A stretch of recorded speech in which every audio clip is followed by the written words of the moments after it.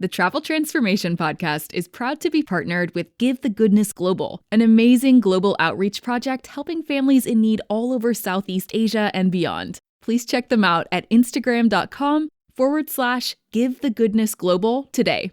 And now on to the podcast episode. Welcome to the Travel Transformation Podcast, the podcast that explores the life-changing potential of solo travel, intentional travel, and location-independent working. Whether you're an aspiring digital nomad or simply want to boost your confidence through epic travel experiences, I'm here to motivate and inspire you to go after all your wildest dreams. I'm Jessica Grace Coleman, author, travel transformation coach, founder of Flip the Script Travel Transformation Services, and your host for the Travel Transformation Podcast. Travel changed my life. Now let's change yours. You ready? Let's go. Welcome to the Travel Transformation Podcast, the podcast that talks all things travel and all things transformation. I'm your host, Jessica Grace Coleman, but you can call me Jess. And this is a solo episode on my Switzerland cat-sitting roundup, although it really should be called Switzerland and France roundup because I did a quick jaunt to France while I was there, but I'll talk about that later. So if you've heard my past episodes, numbers 55, 56 and 57, you will have heard my roundups for the Basque Country and the pop-up spin-off, which was in Bilbao and San Sebastian. So after that, I flew to Switzerland via Madrid. I went from San Sebastian to Madrid, had 6 hours layover, and then flew to Zurich. Then I was in Switzerland. So basically, I've done a lot of cat sitting and dog sitting in the past for friends and family. I've also been a part of trustedhousesitters.com, where you pay an annual fee and then you can apply to house sitting, pet sitting jobs all over the world.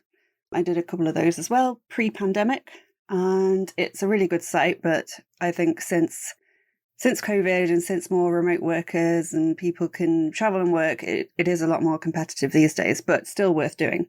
And if you can find friends or family who want cat sitters, pet sitters of any kind, and if you're trying to work remotely and travel, then it's a great way to save money. And for me, it's particularly good because I am a huge animal lover.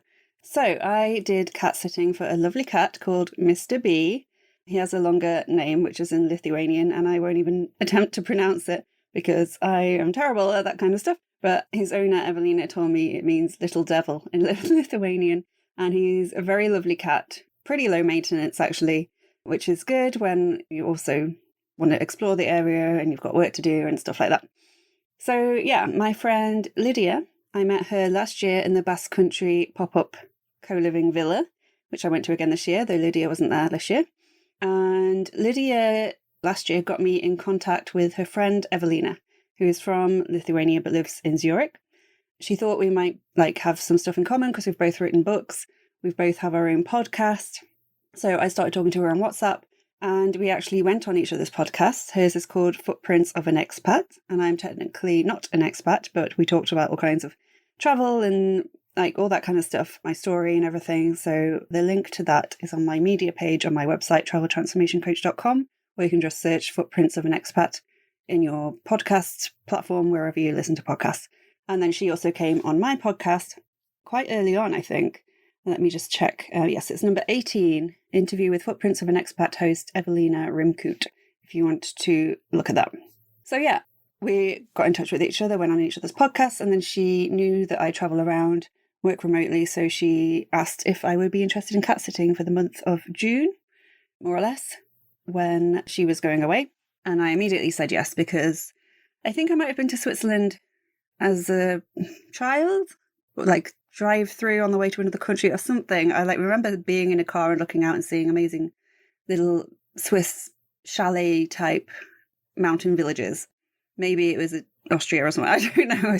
It's all kind of blurry because it was a long time ago. But I mean, I love mountains. I love lakes. I love the cute little houses, like shutters, the colourful shutters. And I've always wanted to go to Switzerland and sort of explore it a bit more. And so when she said she needs a cat sitter for a month, I was like, yes, I am there. And it fit really well because it was just after the pop-up, and then I had a week in between, which is when I went to Bilbao and San Sebastian. And yeah, it worked really well.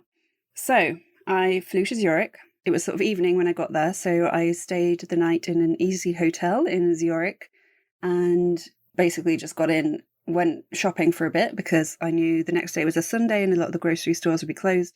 So I got some like food, random bits, not used to the Swiss prices, especially in Zurich, I sort of went to this little corner shop, little corner shops are always more expensive than supermarkets. So I got a few items and spent quite a bit and I was like, ooh, but I was getting free accommodation for a month. So cannot complain. It was a great way of doing it. I stayed the night in the Easy Hotel. I think I just watched some Netflix and went to bed because I was quite tired. And then the next day I got up and I got an Uber to the place, Far Wide. I'm still not sure how you say that. It's a German-speaking area, so it might be the V. I got there. Evelina had already left, so she'd left me her key. And I got in and I said hi to Mr. B, and he is absolutely gorgeous. If you have followed me on social media at all, I think I've posted some pictures of Mr. B. Might just be on my personal profile though, now saying that. But maybe after this I'll post a picture of him because he's absolutely gorgeous cat. And yeah, I got there, I unpacked and I chilled out for like that whole day. And I don't think I did much work the next day. I think I recorded some podcast episodes, did some admin, but I basically chilled out for a bit because I needed it after the last 5 weeks of madness. It was great madness, but it was madness. And her place is really nice. It's way bigger than I was expecting. Very spacious, very light, very airy. She's got a great balcony. So yeah, really great place to spend a month. And it was about 15 minutes on the train to Zurich. You have to get a bus first or walk to the station. So like half an hour, 40 minutes in total. And then you're in Zurich city centre. So really great location as well. Okay, so usually I go through my calendar when I do these roundups and talk about things I did day by day. I also make notes day by day so I can remember them properly afterwards. But for Switzerland, it's a bit different because I really didn't do much in terms of exploring and all that kind of thing for the vast majority of the time. I did fit in some trips and day trips, which I will talk about. But this is the digital nomad lifestyle, like the real gritty version, like the real deal. The truth about the digital nomad lifestyle. I had spent 5 weeks. I was working the whole time, but I wasn't getting enough work done because there were so many social events, professional events. You want to explore the area, you want to hang out with people, have wine, all that kind of stuff. And as I said in the previous episodes when I talked about this, I didn't want to work a lot during San Sebastian week because San Sebastian is a really nice place. It has a great vibe about it, and I wanted to enjoy the place. I didn't want to be working 50 hours a week that week. So I did enough admin and podcast work and stuff to keep things ticking over. But I didn't do any of my editing work. So I have 2 businesses, the Travel Transformation Company and Coleman Editing. I've been doing Coleman Editing since 2014. So I've been self-employed, working from home since 2014. And I still do some of that work as well. But I didn't do any of that that week. I didn't do enough of it when I was at the villa. So I knew when I got to Switzerland, I needed to knuckle down. I needed to be a hermit for a bit. I just needed to get on top of work, both for my clients, because they were expecting the work, and because I hate having outstanding stuff. So for my own mindset and well-being, I wanted to get it done. And also the money is a thing. A lot of my clients pay half the fee up front, half on completion. So I needed the money so I could continue my travels and go on a few day trips without feeling guilty about it. So I got there, and I'd say for the first, most of the time, 3 weeks, I was doing mostly working in the apartment.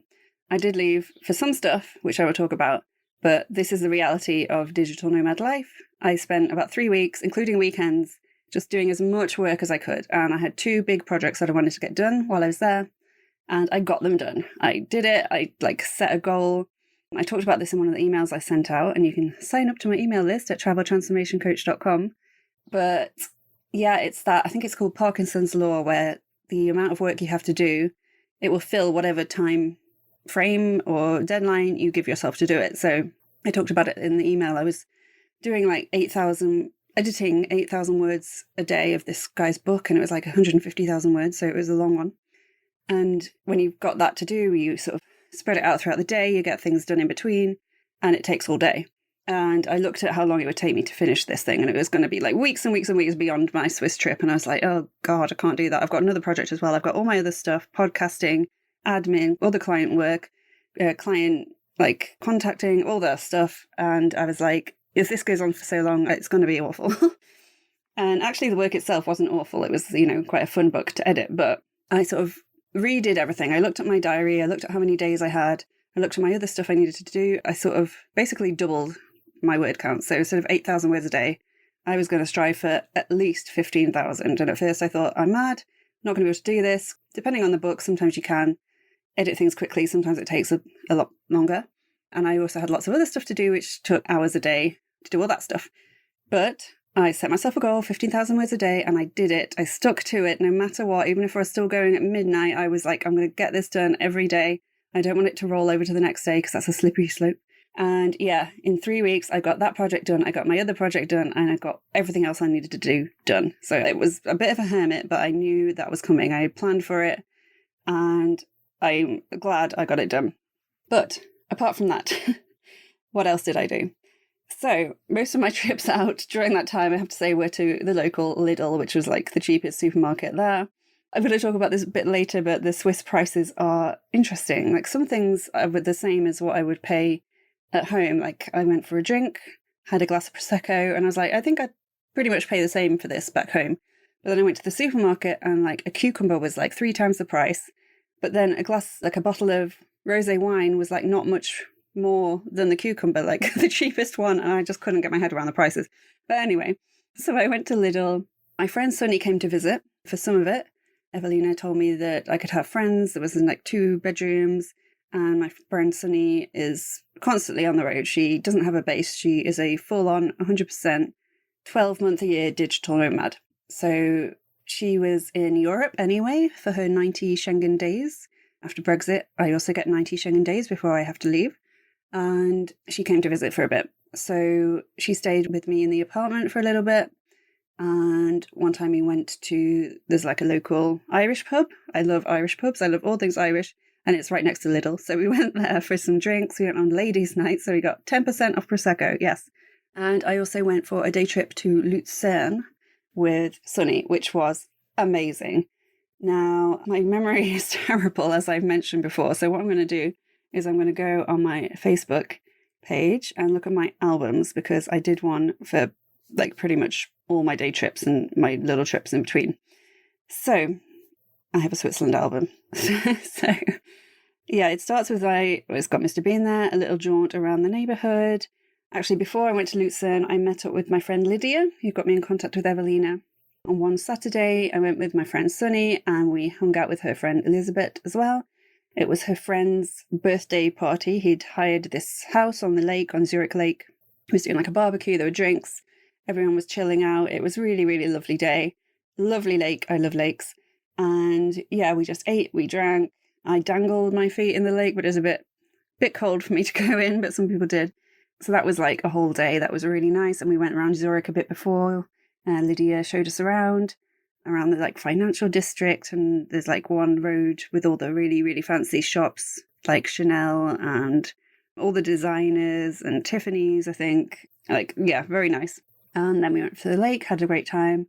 And that was a Saturday. And then I think I just worked that entire week, like Sunday to Friday. And then on Friday, me and Sunny went on a day trip to Lucerne, which is, can't remember exactly. I don't know if it's like an hour and a half away from Zurich, maybe something like that on the train.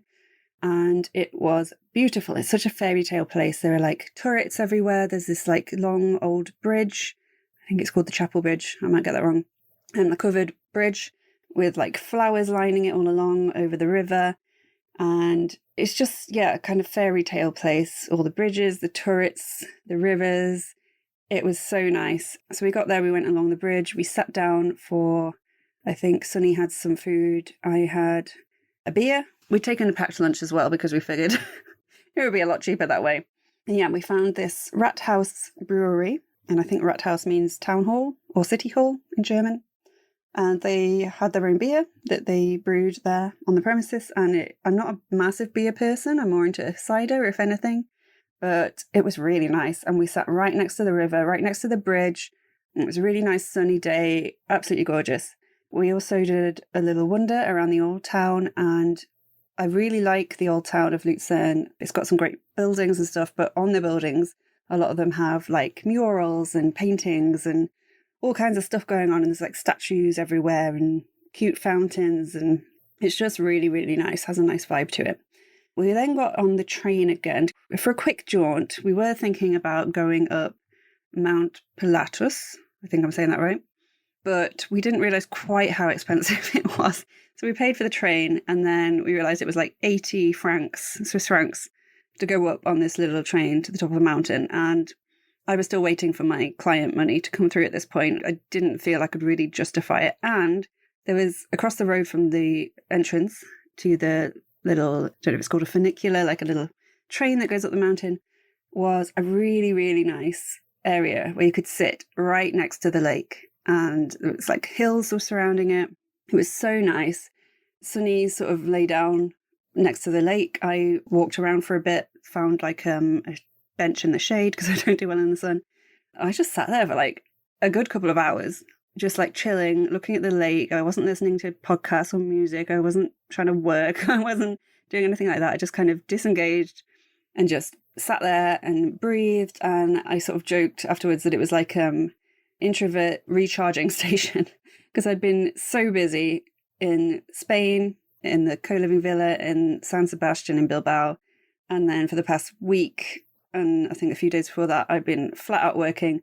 And I just sat there and I just did nothing.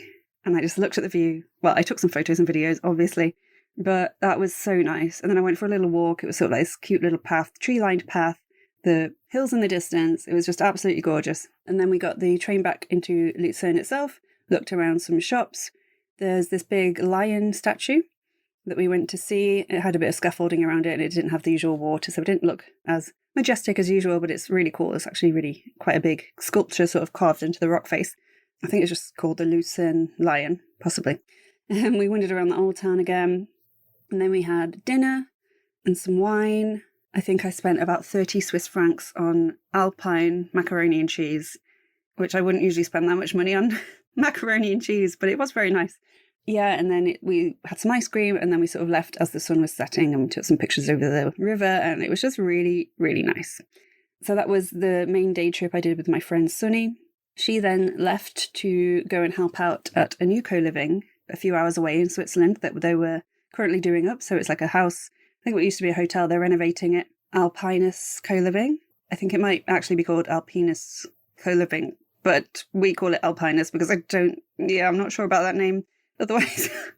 But she sent me photos and videos from where she was, and it looks absolutely beautiful. So that will be on my list in the future to go and visit, definitely. So then I got back down to work. I went to visit Zurich again to see my friend Lydia. We hung out for a bit. And then, and looking at these photos, there's literally nothing like in between these. It's literally, I was in the apartment working most of the time. Oh, there's photos of me and Sunny at the Irish bar, which is called the Willow Yard, having our Prosecco by the road. Yeah, so Zurich is a really lovely place.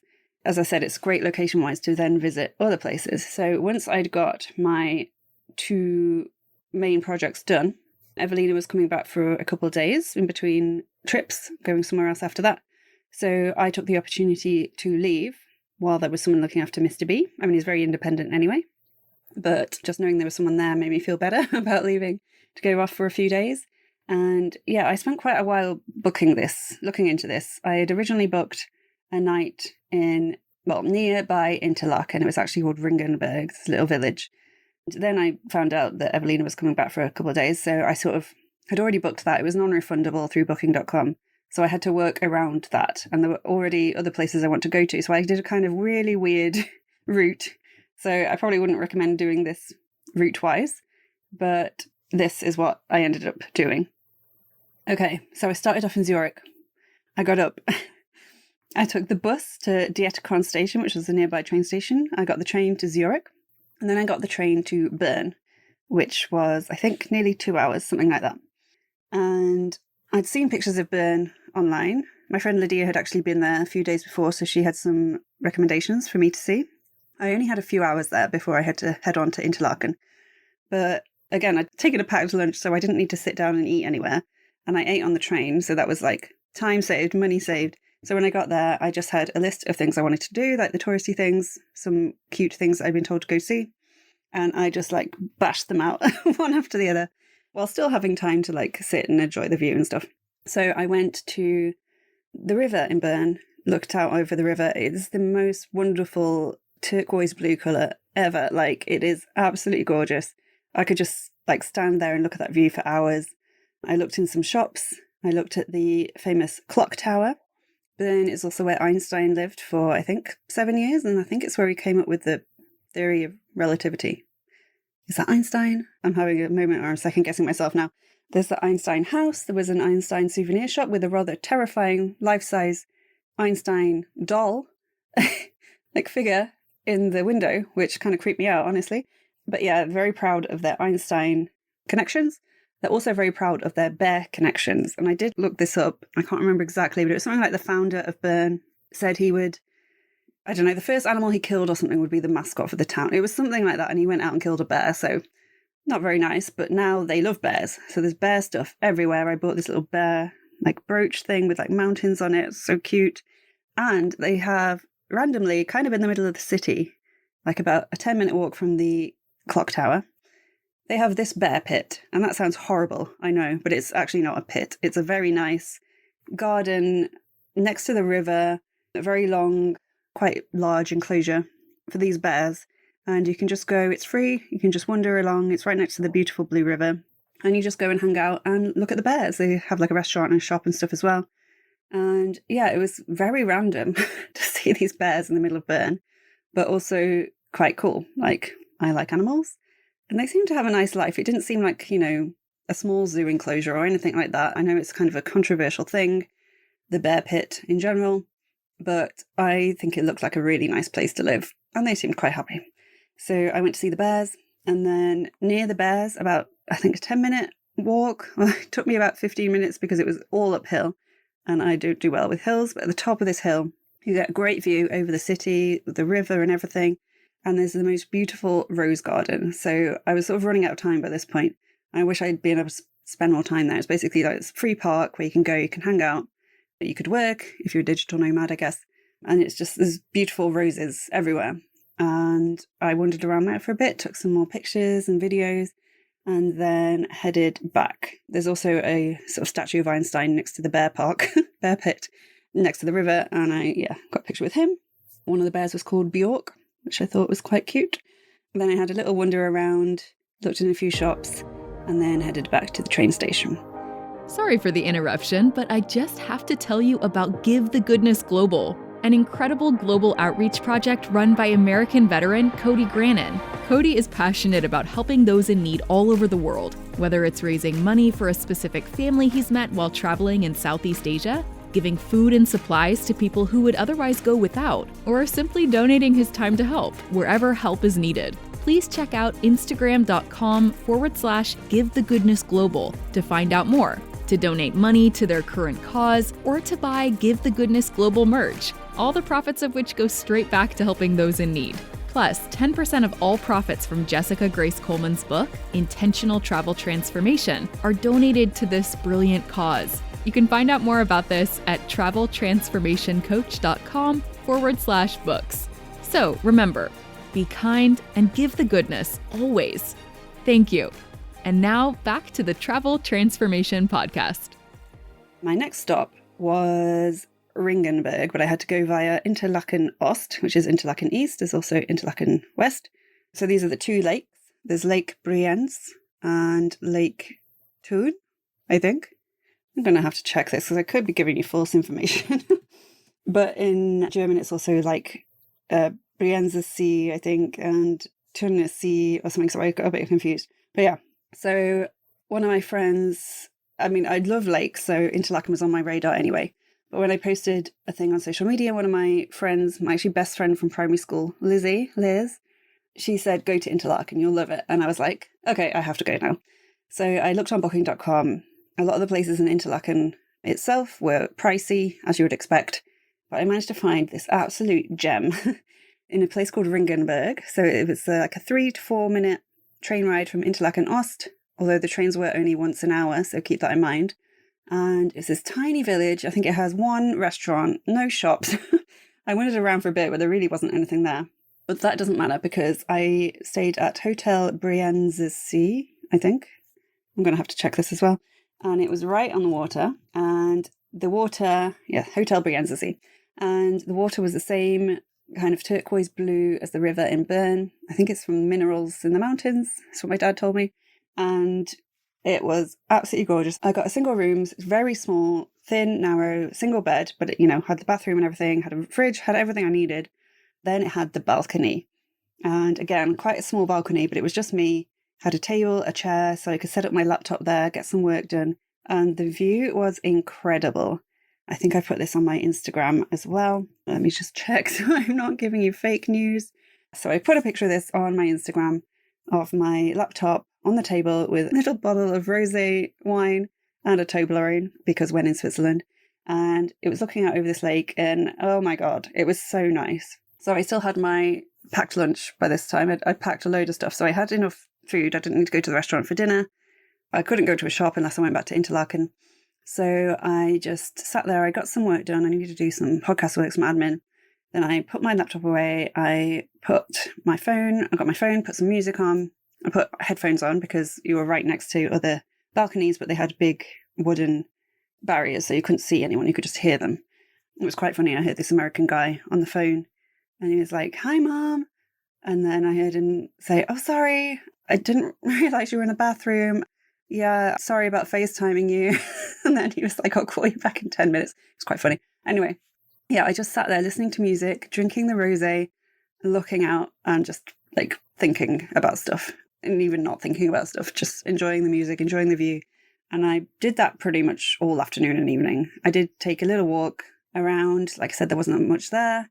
The reception had like a fridge with like local beer and wine and stuff in. So I grabbed a local beer, I think for 4 Swiss francs, 4.50, something like that. And they had a little bottle opener next to it. So I opened that, headed back up to my balcony and just chilled out the entire evening, had my packed lunch.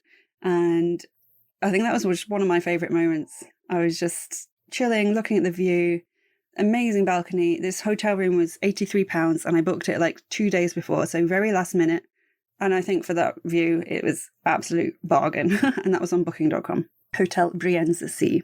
I will put the link in the show notes. So yeah, the day after I woke up, I very reluctantly checked out after having breakfast downstairs, again with a great view. And I headed to Interlaken Ost first. And I was wandering around for a bit, and you can see the river, sort of the little rivery bits in between the lakes, but you couldn't really see a great view of the lakes. So I quickly had a little look on Google, looked on TripAdvisor, looked at the map, looked at the app that I use for the train, which was the SBB app, which is like the Swiss transport app, trains and buses. And I decided to go to Thun, Thun, which was, I think, half an hour on the train. It was already in the direction of the train I'd booked to go to Colmar. So I did pay a little extra, but I was still going to get the train I booked originally from Thun to Colmar. So it worked out quite well. And I got there, and during my Googling, I found this panoramic painting thing that sounded interesting. And it seemed to be situated in a nice park with nice views of the lake. So I headed there, and it was really cool, actually. It's this panoramic painting this guy did. I'm not sure if it's in the 1800s, something like that. It took him 5 years to paint, and it was an actual, like, 360-degree view of Thun as it was when he was alive, with the river, with all the buildings. It's like people in there, and you go in, and it's this 360-degree room, and you can walk around on these like scaffolding-y bits and look at it, and there's like audio guides telling you all about the painting. And I love it because it's kind of like a giant Where's Wally. Like you would listen to the audio, and some of it would say there are 7 dogs in this painting, and I'd be like, I can only see 5. I'm going to have to like go around and look. And it was that kind of cool thing, and it gave you a history of Thun, but through the painting. And it was just a really interesting thing that I would never have known about if I hadn't done a quick Google of things to do in Thun. So I saw that, and then I walked around the park that it was set in, which was really cool as well. It's like a nice big ye olde building with turrets. And then I went and sat next to the lake and had my lunch. I'd gone to a supermarket to buy this, I think Co-op or something like that. Got a sandwich and a little cake thing. And one of the good things about Switzerland is that there were water fountains absolutely everywhere. So if you've got your own water bottle, I've got like a metal one, you can just keep refilling it. You don't have to keep buying water, which is like a little thing.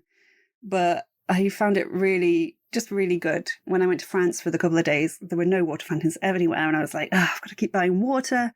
Not that it's a huge deal or a huge chore. But, if you're traveling, I drink a lot of water as well. And like, if you're just constantly buying water and drinks and things. And it was very hot most of the time, sunny. It adds up. So love all the water fountains in Switzerland. Anyway, so I sat next to the lake. There's like some nice swans. This was the other lake of Interlaken. So I was on Lake Brienz before when I was in Hotel Brienz Sea in Ringgenberg. And this time it was Lake Thun because I was in Thun. So it was nice to see both lakes to having made the trip. There's also this cute little church nearby. And that's all I did in Thun, really. I went to see the panoramic painting and then I walked around the park for a bit and then I sat looking out at the lake and then it was time for me to go and get my train. But it was just enough time to enjoy it. So after that, I headed to France.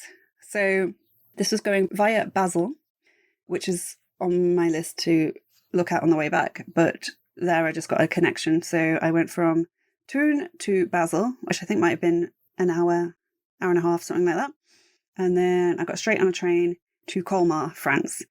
And I think pretty much 5 or 10 minutes after you leave Basel, you're in France. So it's right on the border and it's really easy. And Colmar, I think, was about 40 minutes from Basel. And I'd seen Colmar on Instagram. I'd seen loads of people posting these amazing pictures and videos of the old town, in particular Little Venice or Petite Venice. And it just looks so amazing. And most of the times people do use filters, so the houses look more brighter and more colourful than they are in real life, which I think some people can find a bit disappointing. But I mean, in general, it's just the cutest place ever. So I knew I wanted to go there. So I booked 2 nights in the Ibis budget hotel in the centre. So really nothing fancy, but I got it for the location. I did find a nicer looking hotel, but it was 25 minutes walk from the main areas I wanted to go to. And this was 10 minutes walk. So I went for the less nice option, but location is everything. So yeah, I went to Colmar. And it was just so cute. I got there, it wasn't sunny, but it was not rainy. So I'm glad I did all the walking around then because the next day it was raining like hell. So it checked in and then I think it was afternoon time, 4 or 5 o'clock, something like that. And I went for a wander and I took so many pictures, all these amazing places. I went to this Fort Wenger, gingerbread shop, which is really famous. I also had one in Strasbourg when I went there. I got this big cookie that says Colmar on it, mainly so I could use it as a prop in photos, but then I also ate it. There's an old maison that's quite famous, beautiful churches, beautiful shops, beautiful buildings, the river, there's flower boxes all along the river, and all these really colourful sort of Tudor style, ye olde buildings. It's just absolutely adorable. And I already want to go back for Christmas. I don't know if it'll be this year or next year, but they had a year-round Christmas shop, which was huge. And I went in and I was like, this is amazing. And I can just imagine it decked out in Christmas lights. They have a little Christmas market. So not one of the huge European Christmas markets, but I think this might be better because it's just so cute, so tiny, adorable. I can imagine it with all the lights. Definitely want to go there. I also went on the little green train. So I saw this trundling around the old town. It's a train, but not on tracks, on wheels. And it was so cute. So I Googled it and then booked on for the next day. And then I actually got a message from someone I knew from Sun & Co. co-living last year, Inez. I'm sorry, I don't know if it's E or I can't remember. But she said she lived in Little Venice for 6 months. And I was like, oh my God, that's just the cutest place to live. And she asked if I'd been on the little green train. And I was like, I booked it. And I was really excited to go on it. It's so cute. It's about 35 minutes around the old town. You get an audio guide, all kinds of different languages, and you learn loads of stuff. That was when it was a bit rainy, so it was quite good to be in the train then. And I got off that little green train, walked 2 minutes and saw a cream and brown train. So it's a rival train, train rivals. Anyway, I looked around some shops and then I got the train to Strasbourg, which is about 30 minutes away. Now, I didn't know this at the time, but there were riots going on in Strasbourg. There's been French riots recently due to a policeman killing someone. And I don't know all the details, but I did know there were riots going on in different parts of the country, but I didn't know any there. And I didn't see any sign of it apart from at the train station. There were a lot of policemen, there were a lot of army guys with big guns. And I was like, ooh, I bet they're posted there just in case anything kicks off. And yeah, afterwards I heard that people had broken into the Apple store, like looting, which is just an excuse to steal shit, really, isn't it? And had been setting fire to cars, like on the day I was there, but I didn't see any of this. Anyway, so I got there, again, had looked up some touristy places I wanted to go to, and I walked for a bit. Again, the river, like flowers lining every bridge, like flower boxes, like beautiful pinks, yellows, whites, just gorgeous flowers. I took so many pictures with like the flowers in the foreground and then the river and the buildings in the background. And I went to the Old Town and Little France, which is a bit confusing because it is in Big France as well. But I think it's like ye olde France. And yeah, it's so cute. It was very Colmar-ish. Same kind of vibes, same kind of buildings, all the flowers. Absolutely gorgeous. I enjoyed wandering around there and looking in the little souvenir shops. I kind of collect postcards and magnets when I go everywhere. So I bought lots of postcards and magnets and some like Swiss chocolates for some friends and family and stuff. And I also went to see the cathedral, which is called the Notre Dame, but it's obviously not that Notre Dame. And that is a really cool, like, Gothic-y building, like, very nice. At this point, it was raining quite a lot, so I was sort of diving in and out of shops, and I was very tired by this point. I'd been carrying my big backpack around with, like, my laptop and everything in. Most days, I'd left it in the hotel room to this day, so I didn't have to lug it around, but, like, my feet were hurting, I was feeling quite old, it was raining. So it is a lovely place. I didn't see it at its best. I can imagine when it's sunny and nice and when you're not absolutely knackered, it is gorgeous. Also in Colmar and Strasbourg, they have the cutest little street signs. They have little sort of like pixely tile images of like people, and one of them had like a little stork with like a little bag of like a bundle with a baby in. They're just really, really cute places. Would definitely go back to both of those. So then I headed back to Colmar, wandered around a bit, then went back to the hotel room. I was doing bits of work here and there, but not massive amounts, like 1 or 2 hours a day. Then I was back in Colmar, and then the next day I headed back to Basel, which is like 40 minutes on the train. Had a few hours there as well. By this point, I was very tired. So I didn't like go and see like massive amounts of touristy things. I had a walk along the river. I went to see the like Minster, like the big church place. There was like a lookout point over the river, hung out there for a bit. There's this really cool fountain made by this artist who also has a museum there. And I'm going to completely butcher this, but Jean, I don't know, Tingley, Tinguely, Swiss sculptor. There's a museum and there's a fountain, and I went and sat next to the fountain. I had just been to Dunkin' Donuts because I really wanted a nice latte. It was very hot again. I was very tired, so I just got that. I went and hung out by this fountain. It's all this sort of like moving pieces, sort of mechanical stuff that sort of moves on its own. It was just very cool.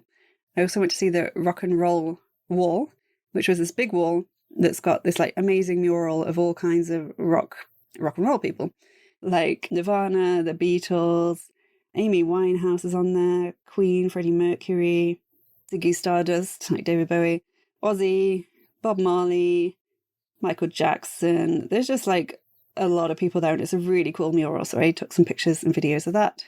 I wandered around for a bit, saw this really cool house that I liked. I was like, I could live there. Got like nice turrets and ivy everywhere. Then I got back on the train and I headed back to Zurich, and I was absolutely knackered. I got back and I didn't leave the house for the rest of the day. And then the day after that was my last full day in Zurich. My friend Sunny was back. I went and met her and Lydia in Zurich town, Zurich city centre. My friend Sunny had been going to these acro yoga jams, they call them, in the park when people meet up and do acro yoga. So we went there for a bit, hung out, watched that. Went to the Chinese garden in the park, like near the lake, and it was like being transported to China. It's very weird, but very, very cool. Like a little pond, or the like Chinese pagoda kind of things. I don't know if that's the right word. Very colourful, very peaceful, very nice. Walked around there for a bit. Then we went for drinks and some food, me, Sunny and Lydia, and then headed back and packed. And then I actually met Evelina that night. Hadn't met her before, despite living in a house for a month.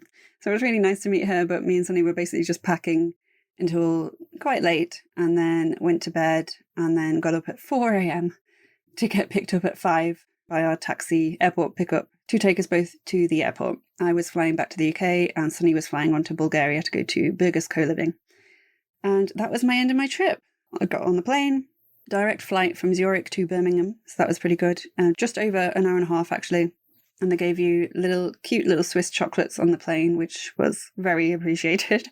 I sort of slept, dozed a bit, looked out the window and saw what I assume were the Swiss Alps in the distance. That was very cool. And then, was back to the UK. So that is the end of my trip. I'm sure there's other stuff I did. Like I say, I didn't do a day-by-day diary for this one because there wasn't much point because most of the time I was working. So that's kind of the reality of being a digital nomad. Sometimes you just have to work for weeks on end. Sometimes you can go away for a week and not work so much, but you always have to have your laptop with you. You always have to be ready to reply to that email or to do that bit of work for a client or whatever. And you're always on the hunt for good Wi-Fi. I did some work on the trains using my phone as a Wi-Fi hotspot. Luckily, I could use the same data allowance that I have in the UK when I'm in Europe. So I just make sure that was topped up so I could rely on Google Maps and all that kind of stuff while I was out and about. And I had a great time. It was so nice to see so much of Switzerland, but there's still so many places I'd like to go in Switzerland. Like I didn't go to Lugano or Geneva or like any of that area.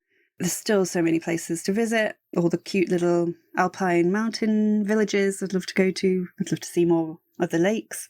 So and I would highly recommend cat sitting or pet sitting as a way of saving money while also getting to hang out with really cute animals. It was very sad saying bye to Mr. B when we left at 5 a.m. He tried to come with us. We opened the front door. He sort of like tried to get out and we were like, no. Bless him. He also tried to get in my suitcase while I was packing. So very, very cute cat. Very nice apartment. I'm very lucky for this opportunity. So thank you, Lydia, for introducing me to Evelina. And thank you, Evelina, for offering your place to me and trusting me to look after your cat. I had a great time. Switzerland is beautiful if you like lakes and mountains. Definitely go. Like I say, I think the only downside is the price of stuff. But again, it depends where you come from. If I'm comparing it to London prices, some of them probably very similar.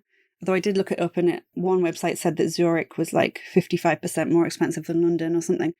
But I managed to not pay for accommodation, so that helped a lot. I didn't eat out a lot or drink out a lot. I went to the supermarket, bought my food, had a kitchen anyway, so I could do stuff there.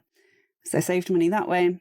And that was literally the only downside. Like the rest of my stay, the rest of the country is great. Like I say, I love the mountains, the lakes. I really liked the transport, like the public transport, the trains, the trams, the buses. They're all really clean, really spacious, like new. They're on time. I didn't think the transport was too expensive. Like my crazy trip, 3 nights, 4 days going around Bern, Interlaken, Ringgenberg, Thun, Basel, Colmar, Strasbourg, back to Zurich. Like train-wise, I really didn't spend like massive amounts. I think compared to England, like some of our trains can be absolutely ridiculous. They're not always on time. They're mostly packed. Like most of the time you have to stand up, standing room only. I never had any of that in Switzerland. Really nice trains, like just really nice. The colour of the rivers and the lakes in places like Bern and Interlaken and Ringgenberg were just incredible. And I just had such a great time. If you go, definitely get the SBB app for the trains and the buses. It's really useful. You can buy your tickets through there. But I couldn't buy the ones for France. I could look at the timetables, but I couldn't buy them because outside Switzerland it didn't work. So I used the train line for those ones, but everything else I used the SBB app. And you had the tickets in there as well. And I will absolutely go back. And I will absolutely go back to Colmar at Christmas time as well. So I hope that gave you a bit of an insight into the digital nomad lifestyle and gave you some ideas and maybe of where to travel. And if you have any questions about any of these places or about being a digital nomad in general, let me know. I'm on Instagram at Travel Transformation Coach, or you can email me at info@traveltransformationcoach.com. Okay, that's it for this episode. Thanks for listening. And until next time, I'll catch you on the flip side. Thank you for listening to this episode of the Travel Transformation Podcast with me, Jessica Grace Coleman. If you enjoyed this episode, please rate and review and spread the word if you have friends or family who also want to transform through travel. For a chance of winning one of my books in ebook form, please review this podcast on Apple Podcasts and send a screenshot or just your name to info@traveltransformationcoach.com or at traveltransformationcoach on Instagram. I'll be picking a new winner each month, and you can choose between any of my non-fiction titles, including Write Your Life, Write Your Year, and Intentional Travel Transformation.